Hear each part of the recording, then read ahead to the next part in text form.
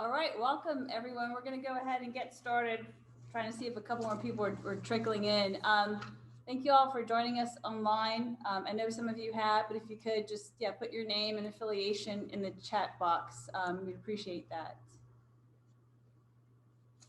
Well, good morning and welcome to our Region 5 CRS User Group Kickoff meeting. Thank you all for joining us in person and online. My name is Keelia Bingham, so I am the LWI Region 5 Watershed Coordinator. And just a little bit about the Acadiana Planning Commission. So I'm with the Acadiana Planning Commission. They are the Louisiana Planning District 4. They serve the public sector in the planning and implementation of economic, community, and transportation development, now Watershed, throughout the region known as Acadiana. For those of you who are not too familiar with LWI, or the Louisiana Watershed Initiative, was established by the governor in response to the 2016 floods for flood risk reduction and regional watershed management. There are a total of 8 regions in the state, and currently we're getting feedback for each region's provisional governance recommendation as we want to establish future regional watershed coalitions. The Region 5 steering committee is made up of 19 members with 16 representatives from each of the 16 parishes in Region 5. We have 3 community appointments on the committee, again, totaling 19 members. So here at Region 5, we began with 3 subcommittees, and one being a CRS and Floodplain Management Subcommittee. One of the goals of this subcommittee was to establish a regional CRS user group. So this morning is the beginning of that goal. So I welcome you, and I look forward to the evolution of this group. If we want to, we can go around the room here physically and do some introductions to the people here, and online. Maybe we can go ahead and maybe do online as well for you late in a moment to unmute and just introduce who you are. We'll start with to the left of me. My name is Garrett Noel. I'm the CFM for the city of Youngsville. We're currently looking into joining the program.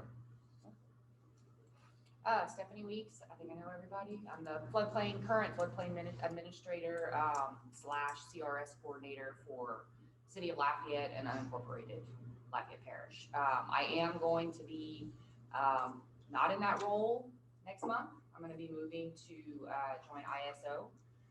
Replacing Michelle. She was our resource specialist, and she was, a great resource to have. I decided to join their team, and I'm going to be going over there May 12th, I think is my first day. So I'm sad to leave, but I'm excited for the future, and I'm going to be very involved with this group, I hope, and I'm excited to see where it goes.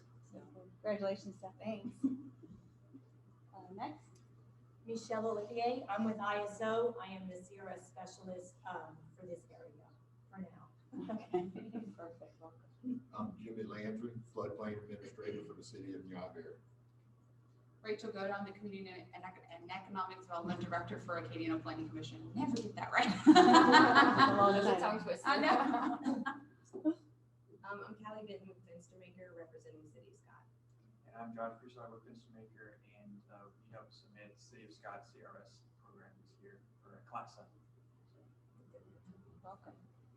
I'm Kate Jones, APC. And online, let's see how we're going to do this for introductions.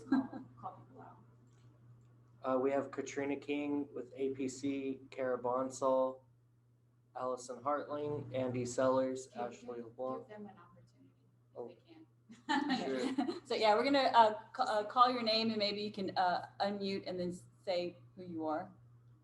I think you can click ask So I guess I'll go first. This is Kara Bonsall with Cameron Parish Police Jury. Thank you, Kara. Brad Spiegel with OCD and Louisiana Watershed Initiative. I'm the liaison for Region 5 and Region 4. Miles Abear. Yep, Miles Abear. I'm the floodplain manager and building official for Cameron Parish. Ashley LeBlanc. Tammy Luke. Ashley LeBlanc, Katie Parish Police Jury, OSEP Director, and Floodplain Administrator. Tammy Vincent, City of Scott, Floodplain Administrator.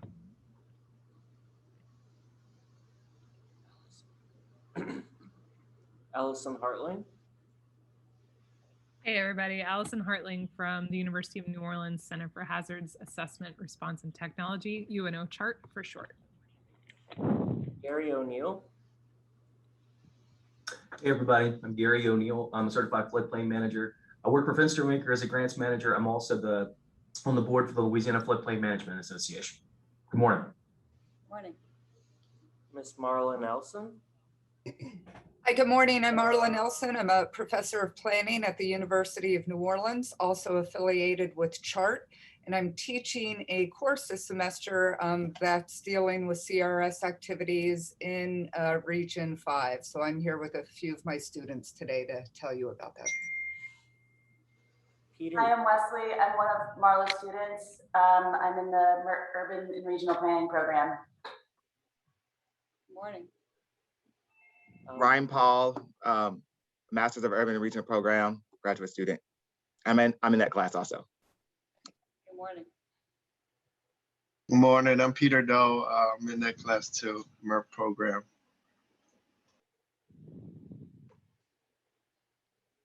Ryan Paul Johnson. Oh, I introduced myself, but I introduced myself again. Ryan Paul. Thank you. It's okay. Wesley Gillen. I'll go again to Wesley Gillen. I'm with the MERP program. Monica Ferris. Hi, I'm Monica Ferris, Director of UNO CHART. And if we missed anybody, please introduce. Thank you. Tammy Luke from St. Mary Parish Government, Director of Planning and Zoning and Flood Administrator.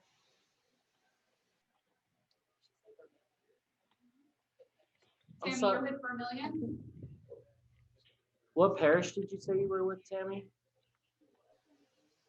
St. Mary. Thank you. Tammy Vincent, City of Scott. I think that's everybody. All right. Thank you all again for joining us. Next agenda item, we have kind of the purpose of this meeting, and we have Stephanie Weeks with us, so hopefully she agreed that she'll kind of go over the CRS overview, which I think obviously most of you are familiar with, and the benefits, and maybe we can kind of speak about maybe the need for user group in this region. And please, if you have any questions or comments, go ahead and chime in or raise your hand and let us know. Okay, yep, I will. I know most everyone's probably familiar with the CRS program, but I'll just kind of go over it briefly. The CRS program is the Community Rating System program, and it's an incentive-based NFIP program that it awards communities or rewards communities going above the National Flood Insurance Program minimum. It ranges from 5% all the way up to 45% discounts on their premiums, depending on the class level. There's certain activities that each community can do. They're optional. There are some that are required. You can't get into the program without it. But not only does it offer the financial benefits in the form of discounts, it really does help communities structure their floodplain management program. It gives them guidelines to have a really solid foundation for floodplain management. And then of course, just the inherent benefits or the benefits that you don't really think about in the forefront are, if you are enforcing free board, then obviously there's going to be a domino effect of you're doing free board. So now you're going to be saving on flood insurance in terms of the higher they are above the floodplain, the base flood elevation, they'll lower their premium. So there's a lot of indirect benefits that you don't see right away. So also a lot of people don't realize that typically when you do fill out grant applications, which we're doing a lot of those lately, they will always ask you what the CRS score is, and or if it's a CRS community. So you will score higher on grant applications if you're in the CRS program. So I'm hoping that this group is going to help not only those that are in the program currently, try to improve their scores. I'm really, really hoping that we're going to get a lot of communities that may not have the ability just because they don't have the staff or the capacity, they just don't have the knowledge to get into the program. I'm really hoping we can create templates to make it easy for them to at least get into the program, and then build upon what we've started. So that's kind of what I'm looking to, I see there's so many communities out there that are already doing activities that they can get credit for, especially with open space. Almost every community has some sort of open space that they can get credit for.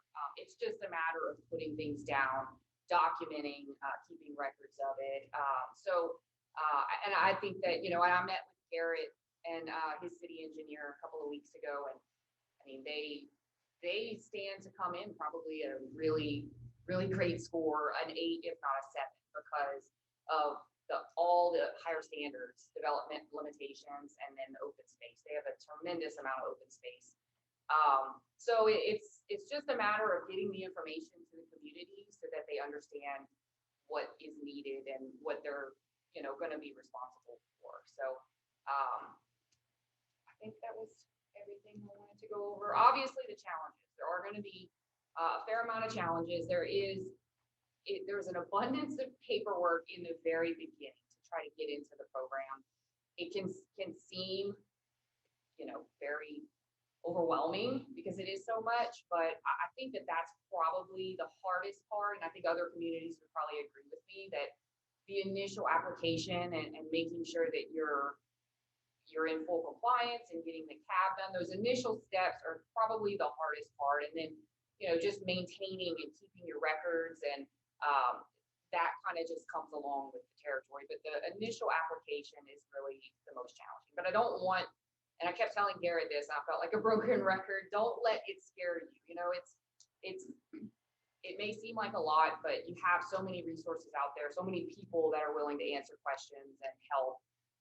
And I do think over the last 4 years, I love being the floodplain administrator. I can help a lot of people, but I'll be honest, I think that I've grown very fond of the CRS program because I see all the benefits, not just financially, but the indirect benefits that you are going to automatically get by implementing all the activities within the CRS program. So, and I know I've kind of rambled on and on and on at other meetings talking about it. So I'm hoping that everybody will see what I have seen in the last 4 years with all of the, things that come along with the CRS program. It's tough. It's very challenging, especially with those weird, activities that you can't get credit for one unless you're doing others. And so it's a tricky program. I'm hoping with my new position, I still have a lot to learn because it's ever changing all the time. But I'm hoping I can bring as much knowledge as I possibly can to all these smaller communities, just to help them succeed in the program. So that's kind of what I'm, hoping to do. So, and if anybody does have questions, even though I'm moving on to another position, it's very similar and in terms of my duties. So I'm definitely open to, I'll answer the phone, even if it's something to do with maybe LCG. I'm going to still try to maintain or at least stick around for a little while to help them through the next coming months with cycle visits and verification visits. So if anybody has any questions, please let me know. But I'm excited to get started. Oh, thank you, Stephanie. Perfect. I know, thank you for the overview. And we'll probably maybe go into maybe some of the challenges later. And again, this is kind of more an informal kickoff meeting, but maybe kind of discuss some potential solutions. Just want to backtrack. I know there was just the need for a user group, which again, Stephanie has helped Region 5 a lot. We have, 16 parishes and 70 something, I think, municipalities. And we have 2 parishes that are participating and maybe like a total of 4 communities. I think so. I think it's 16.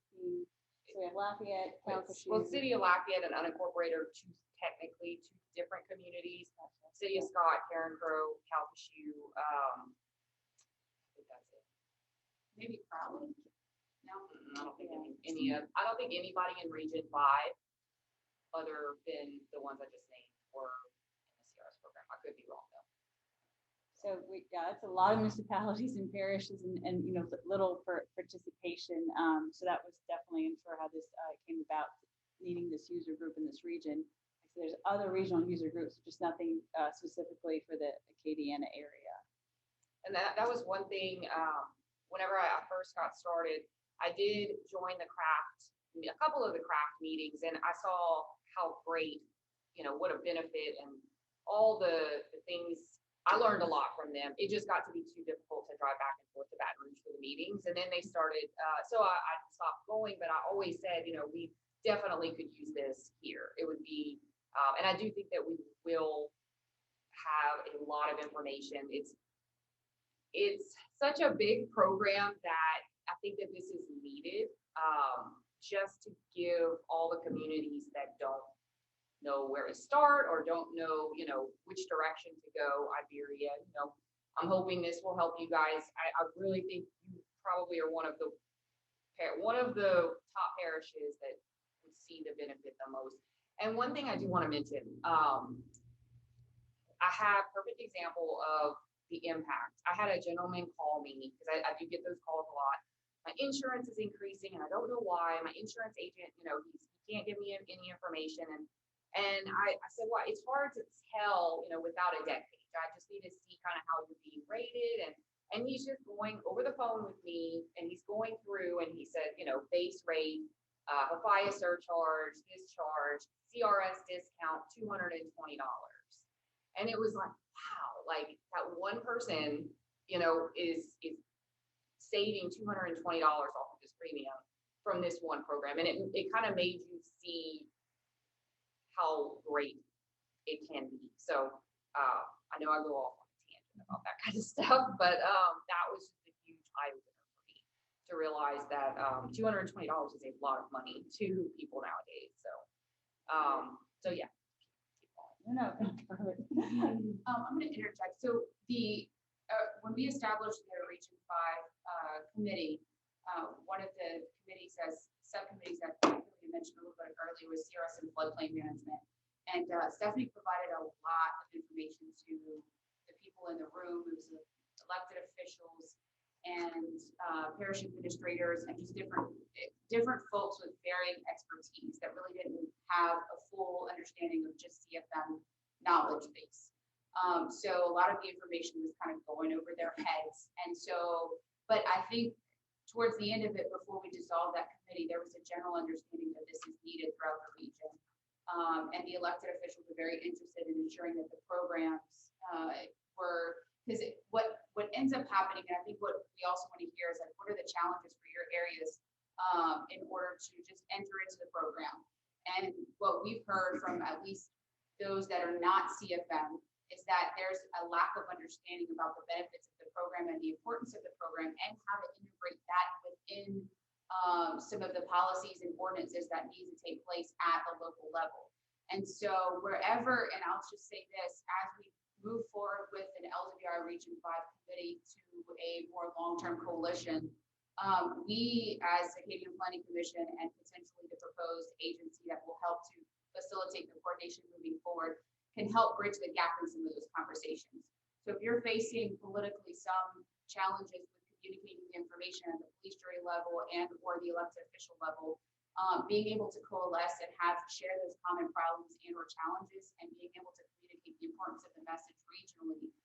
And however we can get that information out, we would like to see this group be able to mobilize and utilize the expertise and leverage the expertise with each other to be able to communicate those messages back to our elected officials and our locals throughout the regions.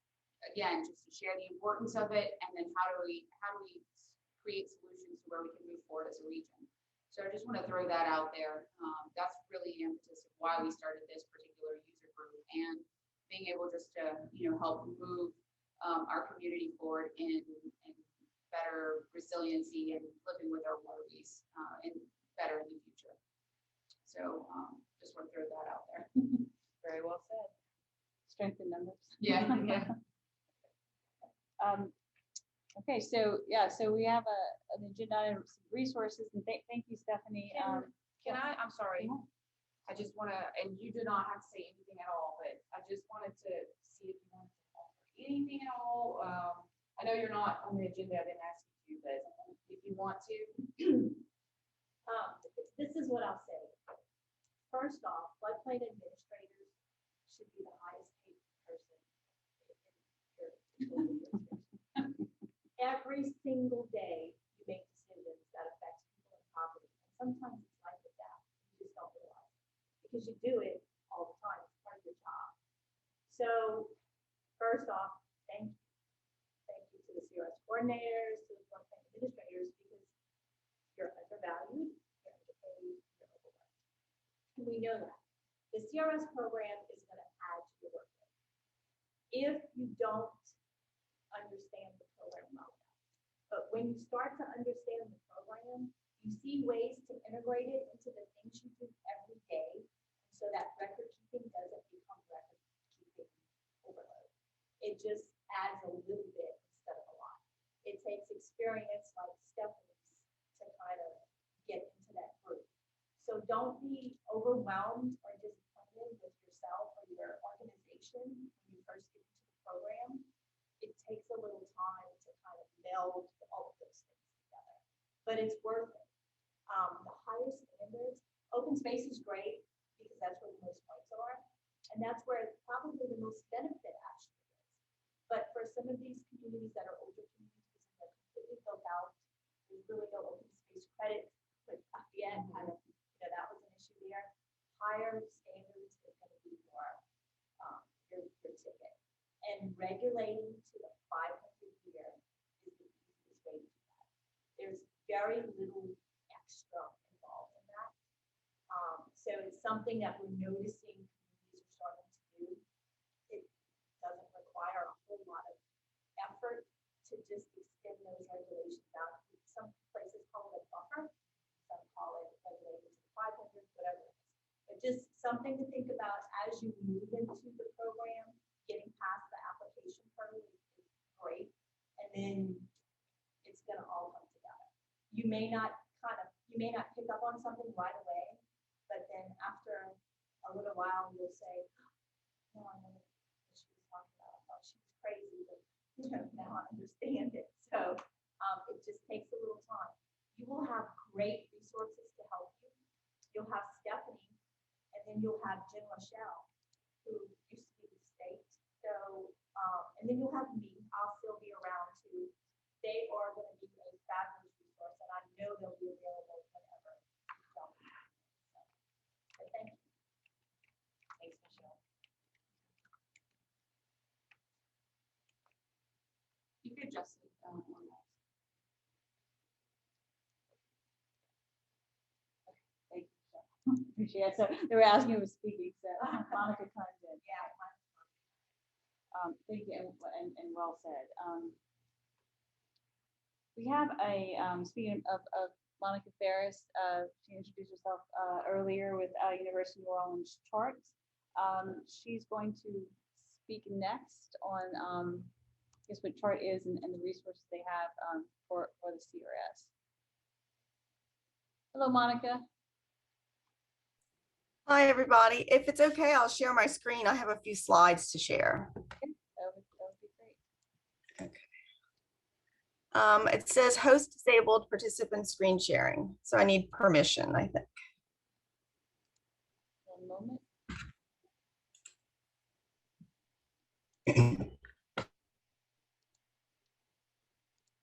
Okay, you're good to go.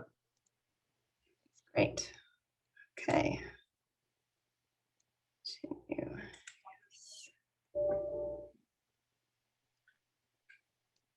Okay. Can everyone see my screen? Great, thank you. Not, we can't see not it on quite our end. yet. Oh, okay.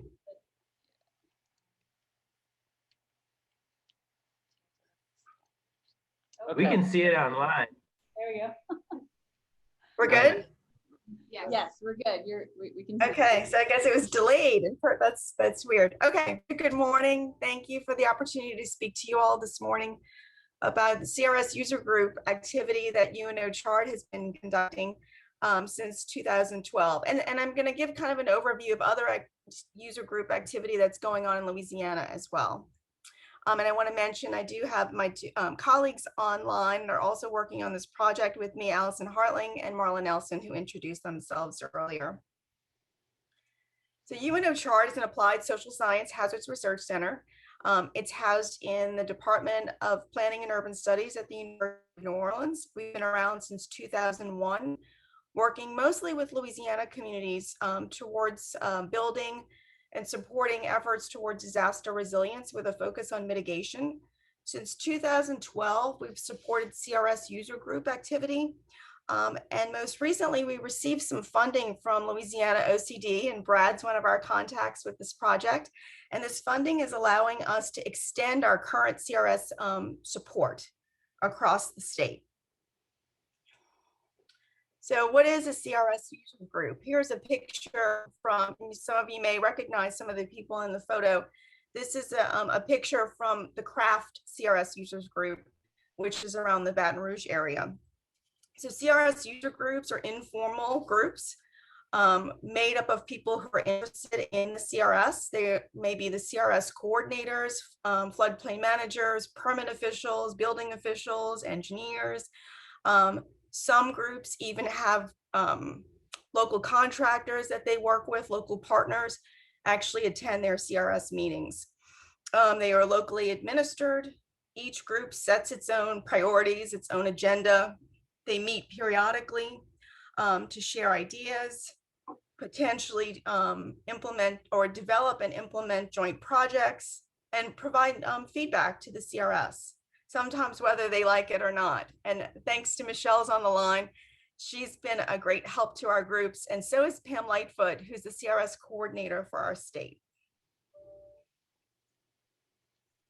So here's just an idea to give you a picture of CRS user groups. They are across the country. There are about 50 of these groups that do exist. There are 28 states that are highlighted here. 2 of the groups even cross state boundaries. And then you can see at the bottom of the screen, I don't know if you can see my mouse, but the Louisiana groups, there are 4 listed here for the state of Louisiana. And they are all multi-jurisdictional groups, meaning they cross parish boundaries, except for Jefferson Parish, which just crosses municipal boundaries. Here is a picture that is actually in the CRS strategy for the state. We helped the state to develop a strategy that's part of the hazard mitigation plan a couple of years ago, and this was a map that was developed just to give you an idea of where the 4 CRS user groups, sort of the area that they cover currently. You can see this area over in Southwest Louisiana is represented by SWIFT, which was active and supported by Louisiana Sea Grant, as well as the Sea Grant office that went across Mississippi and Alabama.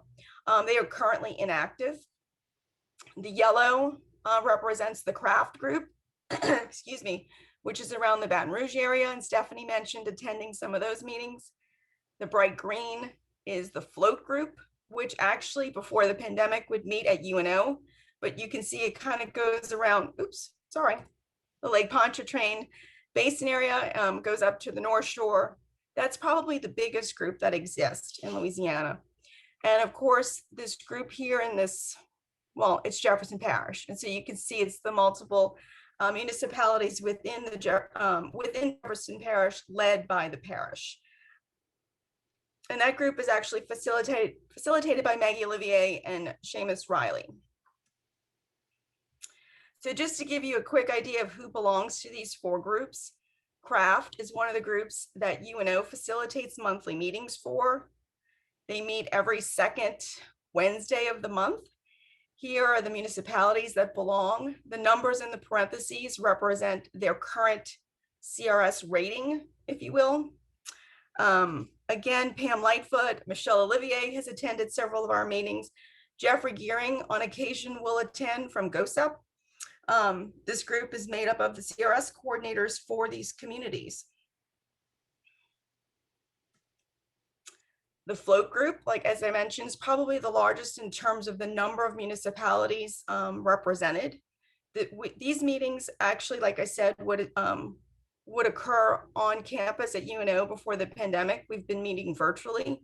This group meets every second Thursday of the month to keep that regular schedule.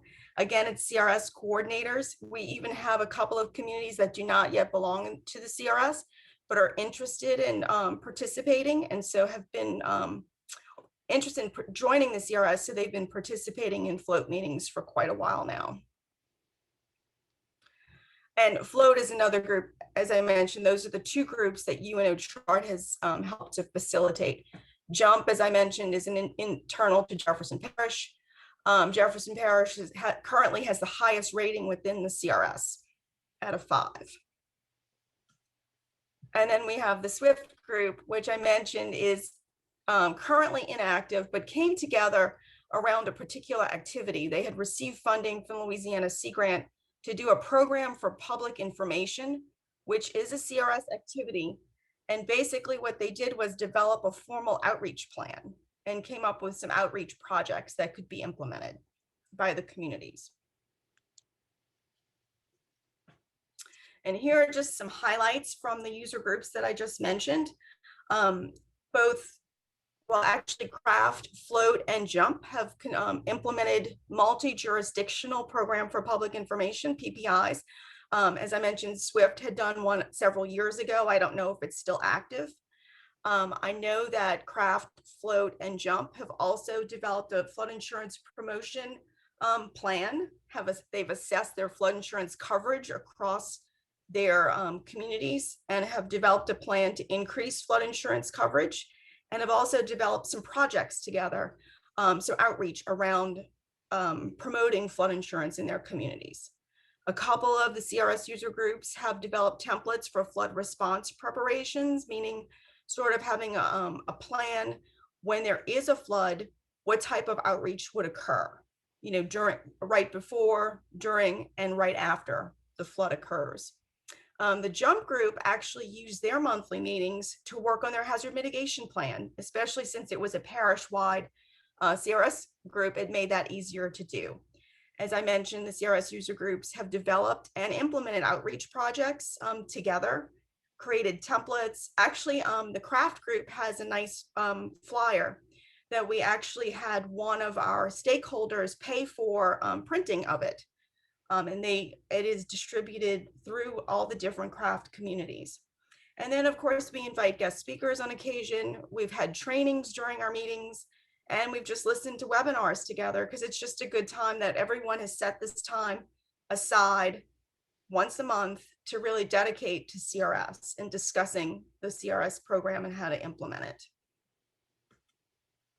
And if you have any questions, here's some contact information for CHART. But again, as I mentioned, through OCD, CHART recently received some funding to be able to provide some support. So if you all decide to get this CRS users group going, we'd be happy to help in any way we can to get you all started. Thank you. Perfect. Thank you, Monica. And I just wanted to let the group know, I had reached out to Dana Watkins regarding the SWIFT user group. And so we had been in communication, and they did let me know, she let me know they were inactive, but that they were, supportive of us trying to start a regional user group for Region 5, parishes in the area. So I appreciate it. Does anyone have any questions for Monica in the room or maybe online, or any comments?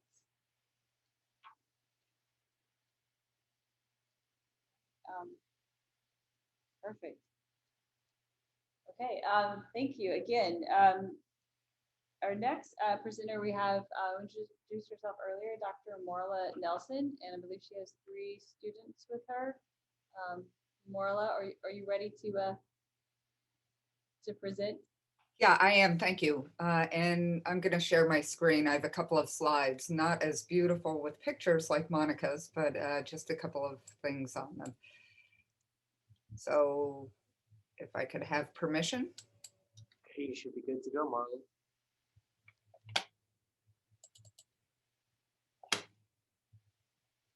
Nope, sorry.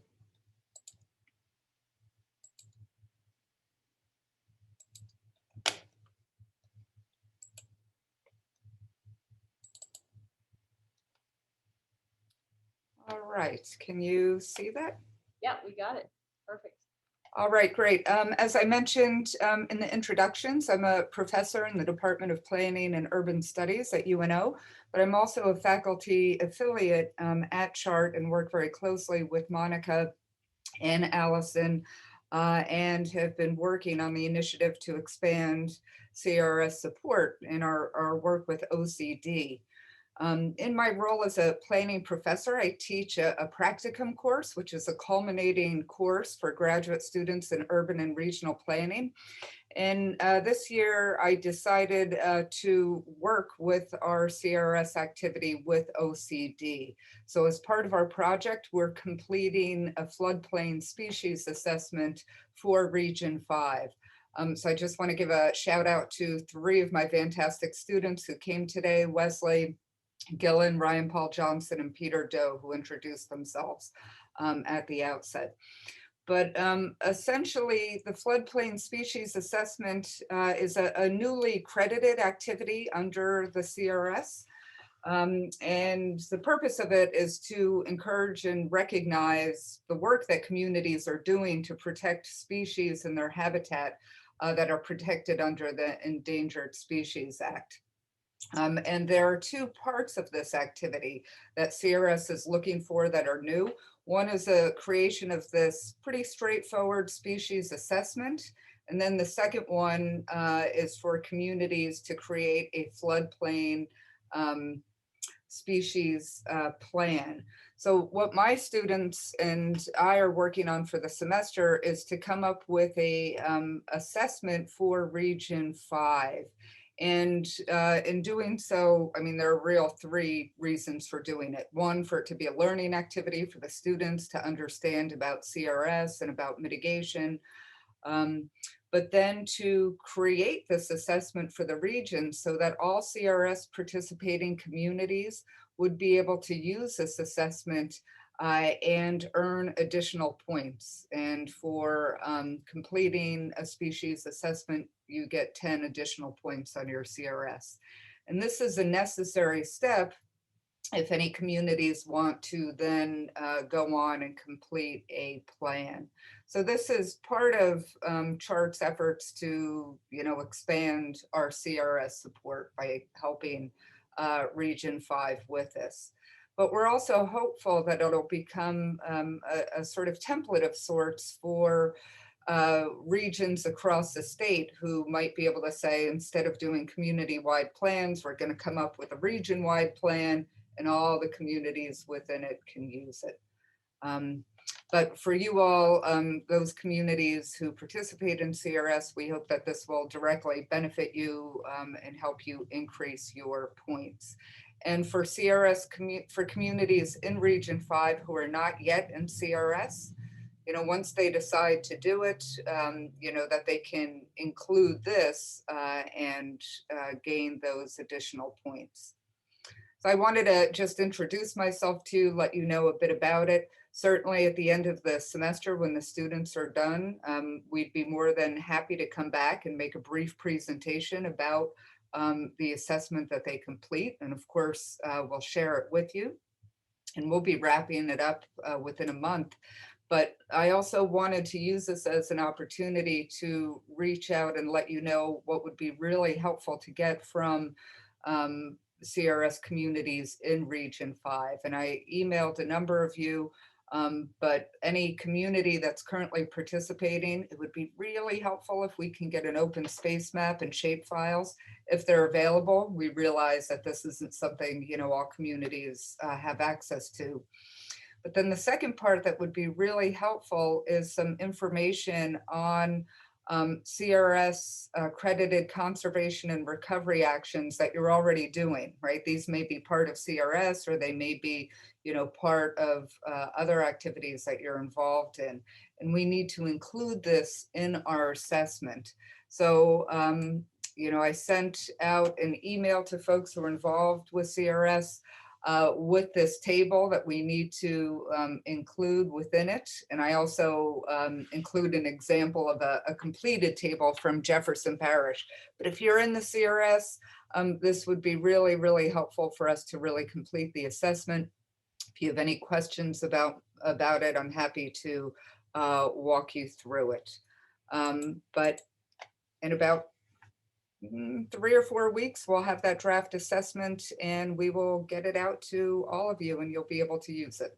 And I want to really just thank Hilya and, you know, Stephanie, who've been really helpful with this throughout the process. Great. Thank you, Marla. Yeah, it's we're gonna get too much, I guess, into the weeds, but that this would be available like a free resource for those communities that are participating or would like to participate in the future.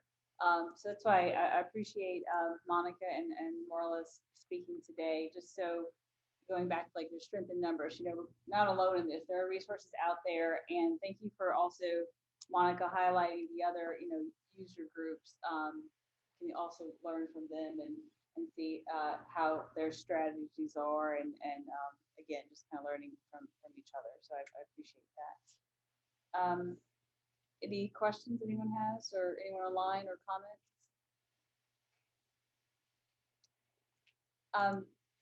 If not, the other part of the agenda, we're kind of looking into, you know, question Q&A.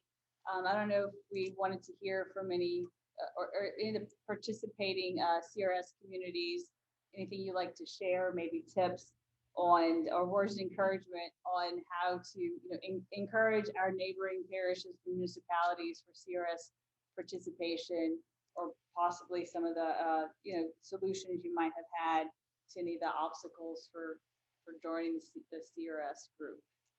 Or anyone that has maybe like a major concern is you don't think it might not be might not work for you, or you think that you're just having trouble. Again, if anyone wanted to lend any comments. Also, if there are any communities that have in the past tried to apply for the CRS program and were, you know, what was that big hurdle?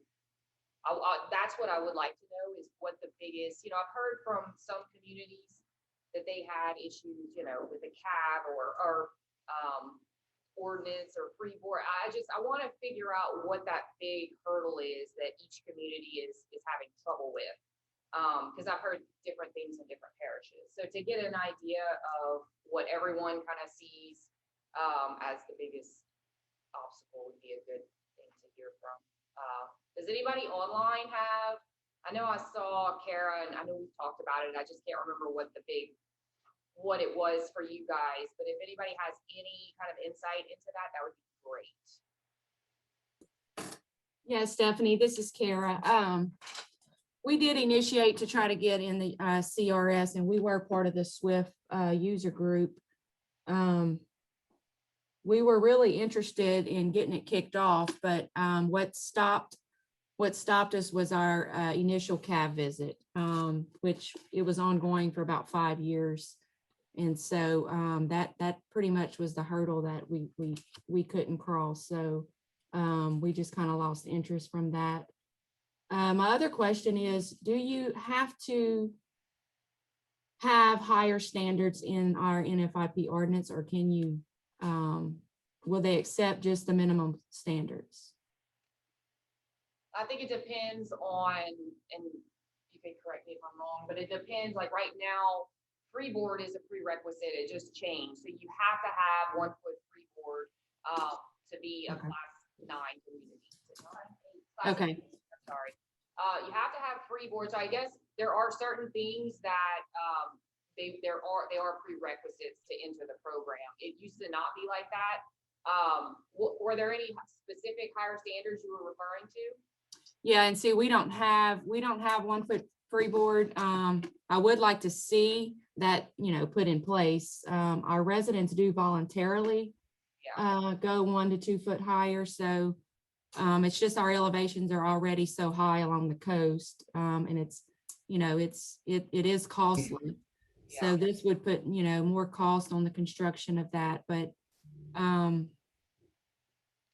has any other, most of the parishes that I'm seeing is the class 8 or 9 rating, or y'all, due to the new manual that came out, I know we figured out, and that's one of the reasons I do really think that these groups are going to be a benefit, because it's kind of one of those, you know, if you're doing it right, why recreate the wheel? If somebody, you know, they're doing it right, let's just build off of what they're already doing. And I think that these groups have had a lot to do with classes improving. There were a lot of drops in CRS classes in the last few years because of the changes in the scoring and hazard mitigation plans that weren't up to par. So I think that we've really come together, and that's helped, you know, especially City of Scott, you guys, Karen Crow, we've all come together to kind of, you know, figure out where the issues were and try to fix them. So I guess it just depends on what higher standards that you're talking about. I mean, I know freeboard, I mean, compensatory storage is not a requirement. It is just something that you get credit for, as well as substantial improvement, cumulative substantial improvement. Those are all just things that you will, I mean, as far as I can remember, the only things that you have to have right in the beginning, and I do want to stress, you know, let's get into what's going to be required to get into the program, and then the communities can kind of build upon that as moving forward. You have to have a community assistance visit. And for those that don't know what that is, it's a type of visit where either FEMA or DOTD, you know, they will kind of do it for FEMA. Like in my case, we had a community assistance visit. It's kind of a nice way, I don't like to say it, it's a nice way of saying audit. It's where they come in and they make sure that you are doing all of the things that you say you're doing. It's similar to a verification or a cycle visit when ISO comes in and makes sure that we're doing all the things that we said we were doing according to our initial application or subsequent verification. So it's just making sure, you know, they don't want to allow you to go into the community rating system without knowing that you're in full compliance with the minimum standards or whatever higher standards you know, if your ordinance says that you have a 1-foot freeboard, they want to see that you're actually enforcing that 1-foot freeboard. So DOTD came in and did our cap, and it took about 3 months, I think, and we closed it out. If I had not closed that out and addressed all of the issues that they had, then we would not have been able to, well, we were already in the program, but if we wanted to enter, we wouldn't be able to. Let me ask this question. How do you get a CAP visit for those that don't know? Typically, I mean, in my case, and maybe others can share as well, the state just contacted me. In fact, Jen Rochelle just sent an email saying, you know, this is the date of your CAP. We will be there. They came for the day and just kind of went over processes, policies, procedures, how we handled permitting, how we handled, you know, anything, any kind of issues that could come up in the floodplain management day-to-day operations. And we went over our repetitive loss list. It was a couple of years ago. So yeah, oh yeah, we did. We went over elevation certificates. They actually do a floodplain tour. They go around and what they were looking for, new construction, anything that is recent. And they would send, what is it? We don't have that problem a whole lot here. On the coast, I could see them having that problem, but they would go and they would send us a picture and say, okay, you know, send me the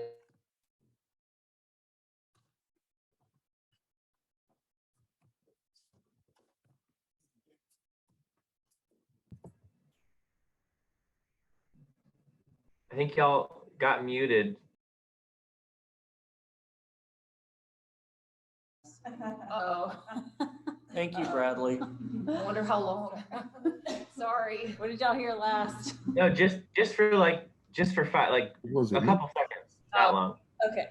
But that is typically how the CAPs work. I think you can also request one, especially in this case where you want to join the CRS program. I think the best resource, and this is who I gave to Garrett, I'm not sure if someone else can, would be probably Pam Lightfoot or Cindy O'Neill, and just ask them, you know, and then there's also other things, and I'm not sure if a community assistance contact would qualify. Do you know if that would qualify? No, and there are certain steps that you have to do with that CAB to get into the program. You don't just ask for a CAB to get into the program. You have to do, for FEMA Region 6, you have to do the letter of interest from your CEO to data people with FEMA Region 6, copying the state Application. that will initiate and the CAB, and then you have to do the quick check. It's a redundant amount of paperwork, but it's required for FEMA Region 6. And that'll start the process for you. They'll usually send it to me, or it'll be Stephanie or Jen to say, okay, do you think this community has at least 500 points? Because you have to have at least 500 points to join the program. And there are certain prerequisites that you have to do. Higher standards is not one of them, unless you want to be better than a Class 8, Class 8 or better community. But you have to require, review, and maintain elevation certificates. You have to have a construction certificate management plan, and then you have to provide an outreach project for your repetitive loss areas and map your repetitive loss areas. Is there like a checklist of all Yes. these? Okay, yes, and is that that's a something that we can disseminate Yes. to the group? There's a website. It's a great resource. It's crsresources.org. I use it a lot, and it's got all of the forms. You can download the manual itself, which the manual is like 650 pages, I think, and it has a lot of the quick check information. Oh yeah, there it is. Yeah. Now that's a temporary site, so it's always been designed to be a temporary site. It's been temporary for I don't know how many years now, but eventually all of that is moving to the FEMA site. There's a FEMA page for CRS. So that's where you'll find, if you can't find it on CRS Resources, it's migrated over to the FEMA page. Eventually, everything will be moved over to that FEMA CRS. And for those who need it, we can send out an email with maybe some helpful links and resources to the Yes. information that we're referring to today. Yes, and your specialist can do, I know for a couple of parishes who were looking to re-enter the CRS program, we can do what's called a technical assistance visit, and we can use that quick check via Teams or Zoom or whatever you want to use, and we can help you figure out where your credit is and about how much you have coming into the program. And when you say we, ISO, yeah, Okay. the specialist for the area. Can you explain a little bit about ISO and the role that y'all play in this? Yes, And the technical assistance, is that free or? Yes, there's no charge for any of the services that we do. ISO is contracted by FEMA to administer the CRS program. So many years ago, William Trackermus and French Wetmore and a few other of the floodplain people know those names, started the CRS program, and then FEMA picked it up and contracted with ISO to administer it. So there are CRS specialists for each region of the country, each area of the country. And then there are resource specialists who are strictly recertifications and elevation certificate specialists. And then there are, there's a hierarchy of people, but you'll mostly deal with your CRS specialists for your area. And they'll help you go through your program and see what you're doing that might already count as credit. Because like Stephanie said, most communities are doing tons of stuff. They just may not be documenting it in the way that's creditable. So your specialist can help you figure out how to make that work for you. And they'll look at every activity that you want to look at. So if you want it to be a 3-hour conversation, it can be 3 hour. If you want it to be 20 minutes, it can be 20 minutes. It's up to And you. so Stephanie's gonna be the specialist? Well, it'll probably be Jen Rochelle, but Okay. but you don't necessarily have to use, like if Jen can, if she's swamped, then and Stephanie has time, she can do it. I'm still doing some Jen Rochelle's area simply because she's out on maternity leave right now. So it's perfectly fine, and I enjoy doing that kind of thing. So and Stephanie will have the same capabilities. It's whenever Jen's not available, Stephanie will be able to do it. And they can contact Stephanie directly through ISO. They don't have to go through Jen.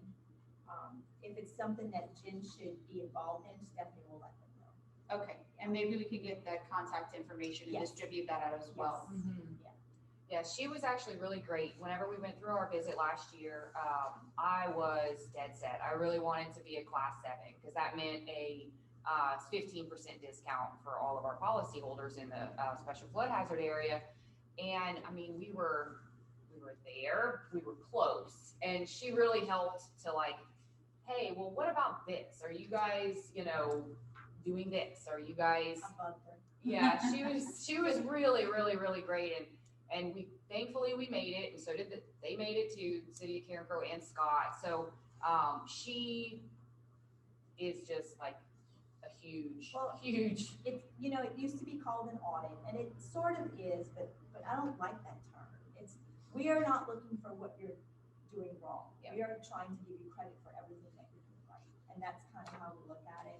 So if you're short a class improvement by a little less than 100 points, we're going to beat the bushes until we find that credit somewhere to try to help you get that class improvement or maintain if that's the case. So, but there's little tricks and things that we know that we can help you with. And sometimes it's just a matter of terminology. Right. So, yeah. And I think the big thing is we want to assume that people in this group may not have an understanding of CRS. Right. And then, so what is it? How do they participate? Right. What are the resources that are available? So I just want to start from like the baseline. I know there's going to be varying level of expertise at the table, but just to ensure that this region is getting, that that we grow together in terms of knowledge. Yeah. So I don't know if we want to go back, and I'm sorry to divert, but maybe go back to challenges if other areas have challenges. And maybe we could do it this way. Do we have this sheet? Do we want to go over it and maybe talk to each individual parish that's represented here today? And now, the only concern that I have, and this is one thing I'm glad you brought it up, there is this thing, and I'm pretty sure you can either request it from the state, or like I requested the city of Youngsville's from Michelle. It's called a what if analysis, and it goes over all the policies that you have and which ones will see the discount, because there are some policies out there that will not see the discount. They're preferred risk policies. They're already deeply discounted, so they don't see the only thing I'm not real sure about. I had requested this information from Pam Lightfoot. I just don't know if, when you say Calcasieu Parish or Allen Parish, if that is the unincorporated parish or if that is the parish as a whole. I'm not real clear on that, but we can maybe try to get some clarification to get, whether or not it's. Yeah, I think this is just a good start, a reference point for us to have an understanding of maybe what's out there and the benefits. So these numbers might not be concrete, just take them as provisional or draft at this point. Yeah, and Kate will pull up the brochure. That's information Stephanie had given us that was in your agenda packet, but we'll have it on the screen. And just so it's, it's after 10, kind of want to keep it to an hour, but I think we should go ahead and those that we started a little late too. Yeah. So please continue if you can stay online if you can continue to join us. Do you guys want me to go over it or? Yeah. Just kind of, okay, yeah. And it doesn't have to be a deep dive. Just I do. I want, there are a couple of parishes that I did notice obviously everyone would benefit. Even if you have one policy, you're saving that one person, and obviously you have to meet the cost benefit, but there are like Vermilion Parish. I don't think anybody is on with Vermilion, but for example, their total savings was about $258,000 for the parish. But per person, especially along those V zones, you're looking at a 200 plus discount, 10%. And I kind of jumped to Vermilion. I probably should have started with Acadia. I'm sorry. But this is just also a what if, as if you were a class 8, which gives a 10% discount. There were a couple of parishes that stood out. St. Mary Parish. I did, just look at it and say, okay, if you guys were a class 5, the discount would be 25%, and it's cut off. Did it cut off? Total discounts. it looks like a 25% discount for all of your 390 policies in the AE zones, and then the 30 policies in the A zones would be roughly around 600 per policy at a class 5 discount. That's St. Mary Parish. And then Iberia, since Mr. Jimmy is here, and if you have any questions about this, Mr. Jimmy, later you can reach out to anyone here. But if you notice, you guys have around 3,106 policies. Of those, there are 1,325 policies that are considered preferred risk, which means those won't see this discount because they're already, those are the X zone policies. They pay, you know, it's already inexpensive, so they don't see the discounts. But your A zones, AE, anything in the special flood hazard area are going to see the 10% discount, and you're looking at 117 to 120 per policy. At a class 5 discount, you could expect to be about 293 to 300, somewhere around there per policy.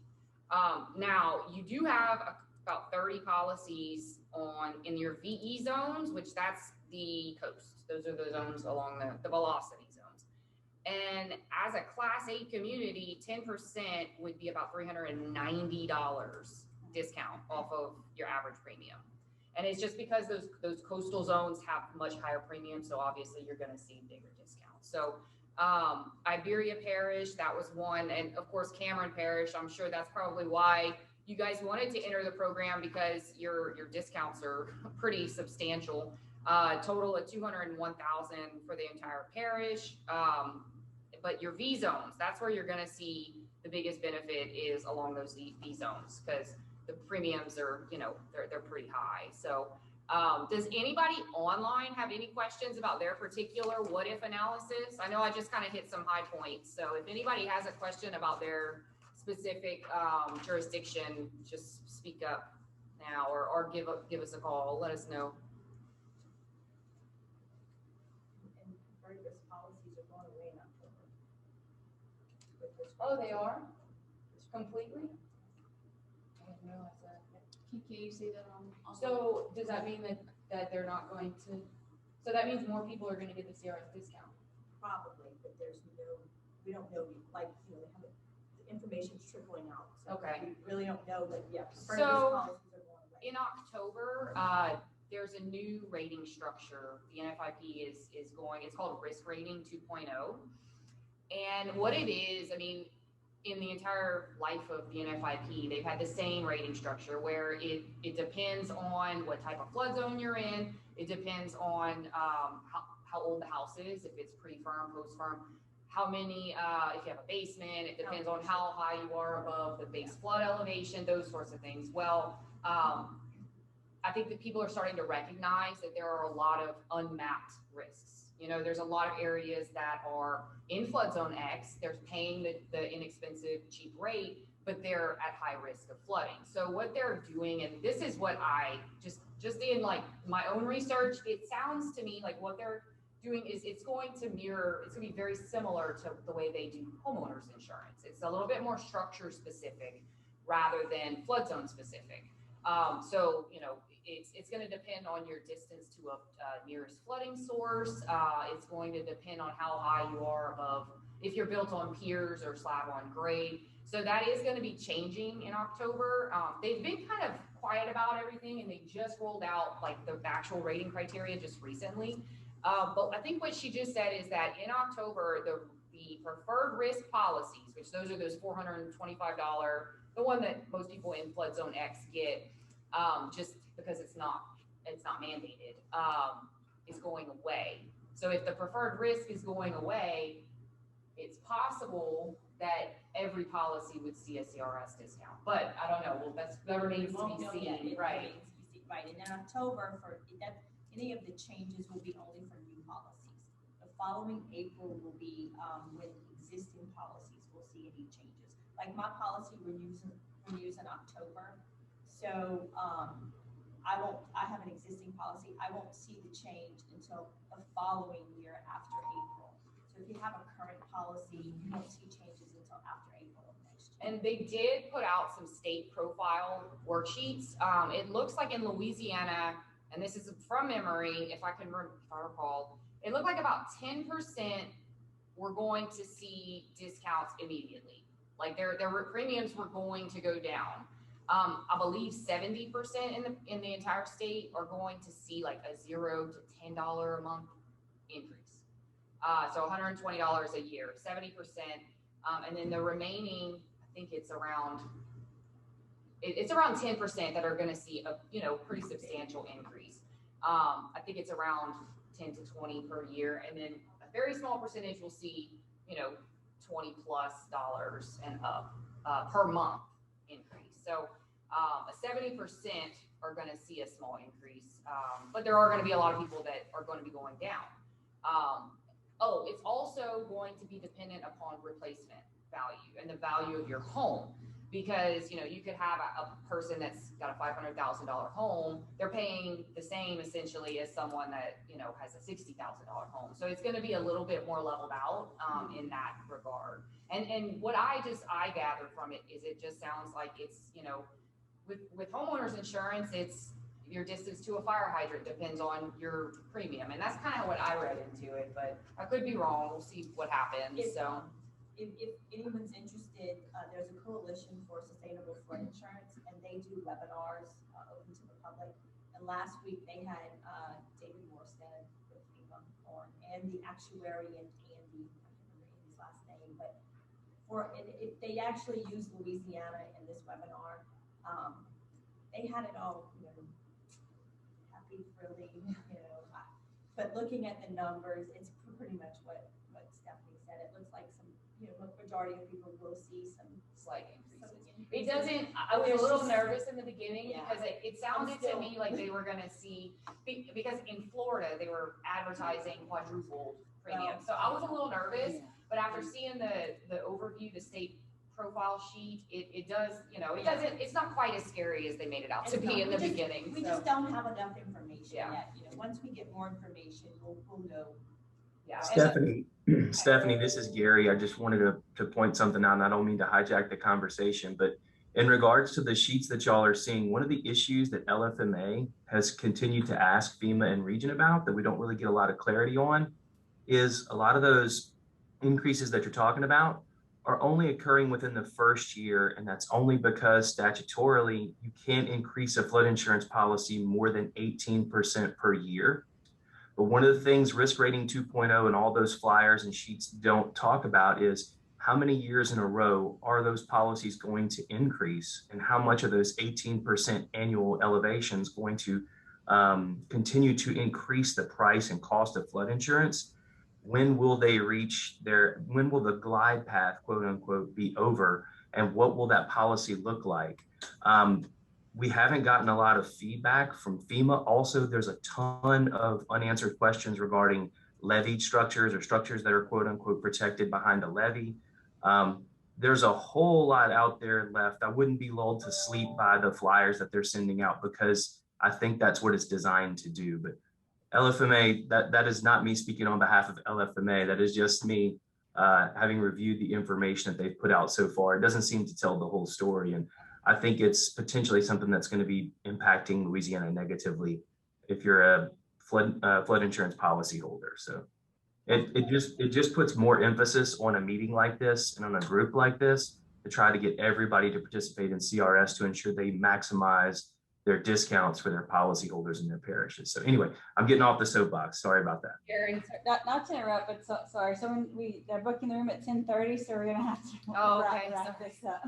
maybe next time we can do a little bit longer meeting, because I do think there is a lot to talk about, especially in these initial meetings. So just feedback for the next time. Yeah, no, I appreciate the information. I'm sorry, I don't need to rush off, but someone does have a meeting here that the room we're at physically at 10:30. So maybe we can wrap up, and I don't know if anyone has any thoughts for our next meeting, if they want to meet in another month, if that would be preferable. And I know that when Monica had the other user groups, they were meeting monthly. If this particular time is good, and I don't know if Zoom would be more convenient. I think every month to start out would be fine. I know that's what Craft does. And maybe the next time we can maybe send out like a to-do, you know, hey, you know, for the communities that do want to participate, maybe bring us some of your regulations, current, you know, what they're doing now, so that we can kind of see things that we can, you know, they might be doing that they already get credit for, just to see if we can get that 500 points. So maybe give some homework. I don't want to use the word homework, but to-do lists. I think a baseline assessment of where everybody's at. Yes. And what are the challenges that they're experiencing would be good. So we develop a small survey in the interim to really assess that. Yeah, and you had mentioned, you know, regulating to the 500 year, and I do think right now we do have the hurdle of regulating to the, you know, 1 foot above in the flood zones. So for the communities that are already, you know, like us, and hopefully that's a step we'll get to, but for the ones that are still just regulating basic, you know, the minimum standards, we're gonna, but that's what we're here for. That's what I'm hoping this is gonna do, is get everybody kind of on a level playing field. Get everybody to look at that quick check. That's Yeah. the key to the program. Thank you very much, Monica, for, I don't know if she's still on, but thank you so much. I'm really appreciative that you, you know, took the time to be here and talk to us about it, because I think it was a great presentation. So thank you very much. I appreciate everyone joining us. Stay tuned for more email updates as we can, you know, set the next meeting date and time and subject and agenda. So thank you so much for joining us, everybody. Y'all have a great day.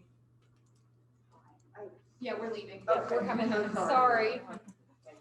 Thank y'all very much. Thank you, Michelle, for, I think having you here was really helpful. And